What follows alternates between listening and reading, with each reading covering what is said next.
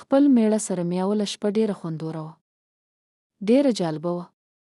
کله مو چې نکاح وتړله نو زه اتاق ته لاړم انتظار وم چې میړه مې راشي.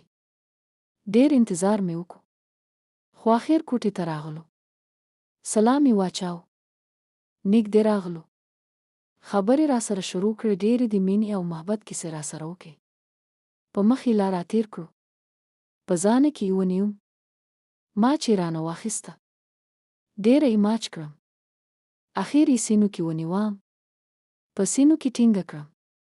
ښه ډېر یې وموښل. تر دې چې اوبه مې پرېښودې. اوبه رانه جاري شوې. کنترول مې د لاسه ووت.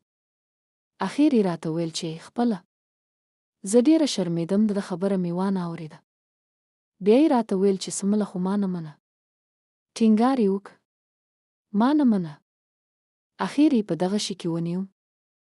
ډېر خوند یې راکړو. ورو ورو یې پښې راباندې اوچتې کړې.